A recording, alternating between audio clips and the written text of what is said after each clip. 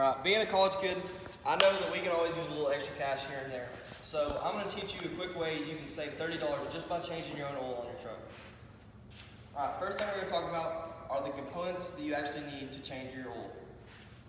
You obviously need oil, and for every truck is different. Each engine needs a different kind of oil per, like if you have a 5.0 or a 3 liter, you're going to need a different thing than I would because I have a 5.0. My truck calls for a 508 by 20.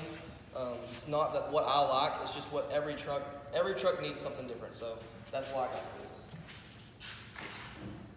Every truck also needs a different oil filter, and for every time that you change your oil, you need to change your oil filter, because if you don't change your oil filter whenever you change your oil, then you're not really doing anything. Same thing with the oil, every truck needs a different oil filter. Mine called for an M1 by 21 2A. Not like I said, that's not what I specifically prefer, but that's just what every truck calls for, is a different one. Clamp. You obviously need this clamp to take out your oil filter, because if you don't, then your oil filter will be too tight for you to get with your hands, and it just won't work out. You're not going to get it out. Funnel. This is a key component to getting your oil into your engine, because without this, you're going to make a mess, and it's not going to end up good. Half your oil is going to end up on the floor, and it's just going to be a wasted process. Catch pan. You need your catch pan under your oil pan, so whenever you drain your oil, it doesn't make a big mess on the floor. All right, next thing we're going to talk about. All right, now that we have talked about the components needed, let's talk about the precautions that you need to take to change your oil and your oil filter. Okay, so whenever you go to change your oil, like I said, you want to have your oil pan under there so you don't make a big mess. And then also, okay, so whenever you drain your oil, it creates a flow, and it's like a suction almost. So before you actually pull the plug, you're going to want to take your cap off your oil reservoir on your motor so that whenever it drains, it has a good smooth flow to it.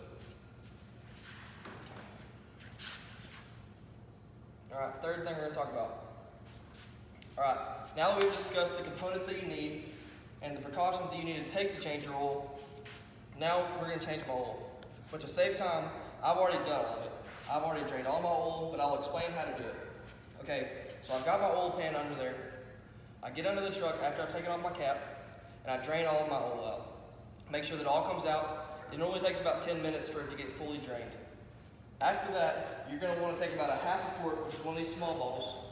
You're going to want to take about a half a quart and wash it down. Let that completely drain out, every bit of it.